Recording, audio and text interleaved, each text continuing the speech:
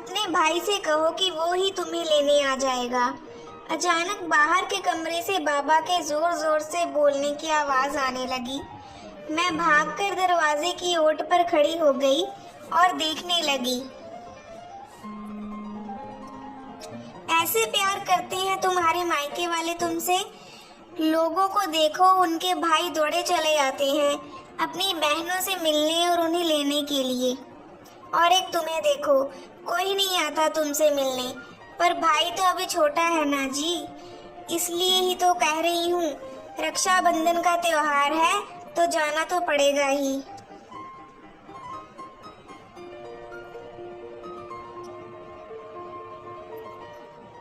मेरे पास तो वक्त नहीं है कि तुम्हें इधर से उधर लेकर डोलता फिरूं।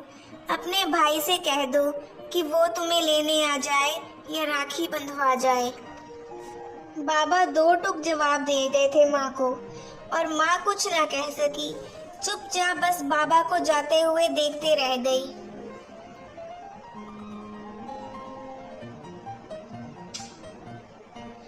हर बार का यही था, माँ कभी बाबा से जिद नहीं करती थी, पर बाबा भी माँ को समझने की कोशिश नहीं करते।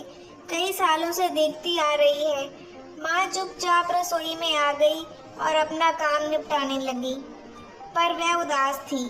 उसके बाद उन्होंने अपनी लाई हुई राखियों को लिफाफे में बंद किया और अपने भाई के लिए राखी डाक द्वारा भिजवा दी।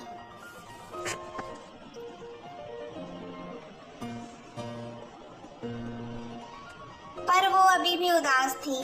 मैंने माँ को उदास देखा है, कई सालों से देखती आ रही हूँ। हर रक्षाबंधन पर वे अपने मायके जाने के लिए पूछती है, और हर बार बाबा समय ना होने का रोना रोकर माँ को चुप करा देते हैं।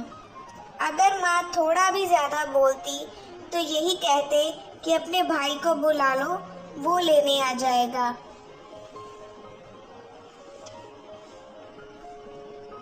और फिर माँ अपनी आंखों में आंसू लेकर चुपचाप घर के कामों में लग जाती और मैं बस उनके चेहरे की तरफ देखती रहती। अरे रे रे, मैंने तो अपना परिचय कराया ही नहीं।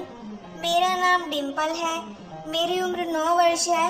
मैं अपने माँ बाबा की पहली संतान हूँ। मुझसे छोटे मेरे 2 भाई हैं। हम लोग मध्यम वर्गीय परिवार के लोग हैं, जिनकी ज़रूरतें और कमाई और खर्चों में हमेशा जुगलबंदी चलती ही रहती है।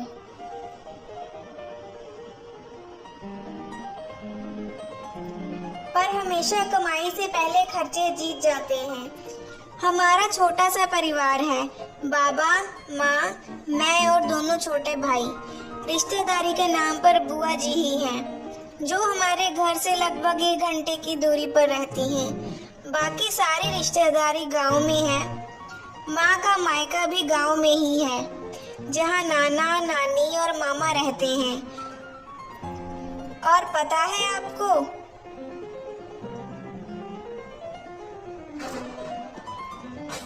माँ के भाई मतलब मेरे मामा उम्र में मेरे बराबर ही हैं।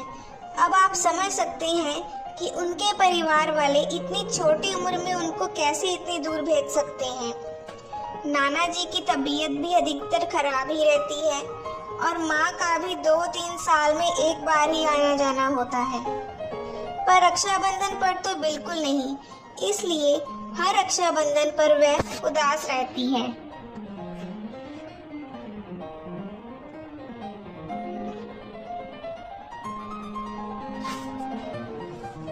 हर बार पापा के हाथों पर बुआ जी की लाई राखी सजी होती है। मेरे दोनों भाइयों के हाथों में भी मेरी राखी सजी होती है। सब हंसते मुस्कुराते हैं, पर माँ चेहरे पर नकली मुस्कुराहट का आवरण ओढ़े सिर्फ काम करती है। पहले समझ नहीं थी, पर अब मैं बड़ी हो रही हूँ, इसलिए अब मुझे सब समझ में आता है।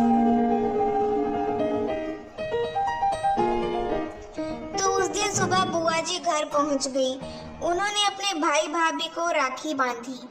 उसके बाद मैंने अपने दोनों भाइयों को राखी बांधी, और पता है, दोनों भाइयों ने मिलकर मेरी थाली में पूरे 100 रुपए रखे। उसके बाद माँ ने जो खीर पूरी बनाई थी हमने मिलकर खाई और उसके बाद बुआ जी रवाना हो गई।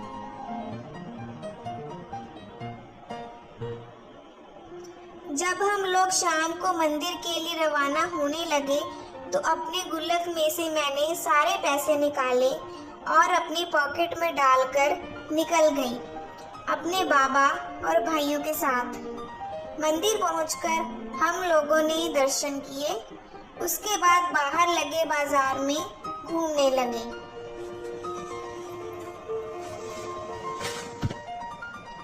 तन से, मन से, धन से, तीनों से ही सोच कर आई थी कि आज तो मुझे कुछ भी हो जाए, अपनी माँ के चेहरे पर खुशी देखनी है। इसलिए बाजार की रौनक देखने की जगह मैं पहुँच गई सीधे उस दुकान पर जहाँ छोटे छोटे कान्हा जी रखे हुए थे। मुझे वहाँ देखकर बाबा ने अपनी रोबदार आवाज में पूछा, अरे डिम्पल, क्या लेना है तुझे?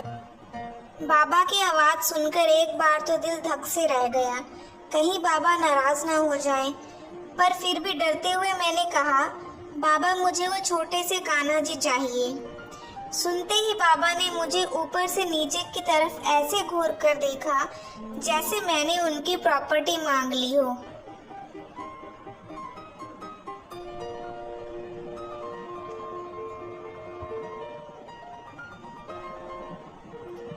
अरे इसकी बड़ी इच्छा थी।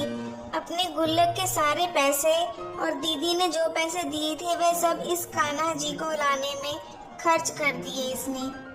पता नहीं ऐसा क्या मुंह हो गया इसे। माँ ने आश्चर्य से मेरी तरफ देखा।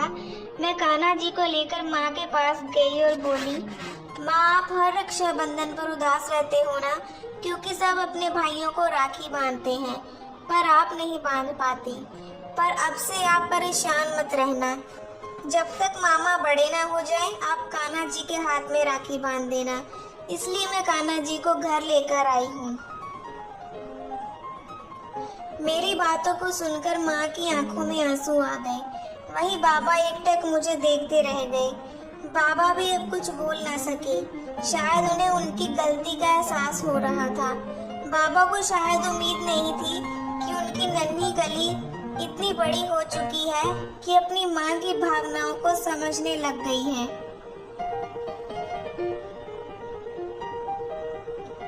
कुछ पल की चुप्पी के बाद माँ ने कान्हा जी को मेरे हाथ से लिया और फटाफट पहले उसके कपड़े तैयार करे और फिर कपड़े पहनाने के बाद उसे राखी बांधकर मिश्री का भोग लगाया। यह सब करते समय मैं निरंतर माँ के चेहरे की तरफ देखे जा रही थी। उनके चेहरे पर आज बहुत खुशी और सुकून था। अब कान्हा जी हमारे परिवार का हिस्सा बन चुके थे। सबसे बड़ा परिवर्तन तो हमने हमारे बाबा में देखा। अब बाबा ज्यादा चिल्लाते भी नहीं थे। पहले सबकी सुनते थे, फिर जवाब देते थे। अगले रक्षाबंधन पर माँ के कहने से पहले ही बाबा ने गांव जाने के लिए टिकट करवा दिए। अब माँ को उदास नहीं रहना पड़ता। हाँ, कान्हा जी हमारे साथ ही आते जाते हैं और आज भी माँ कान्हा जी को पहले ही राखी बांधती हैं। ऐसी नई नई कहानियों के लिए हमारे चैनल को सब्सक्राइब करें। Thank you.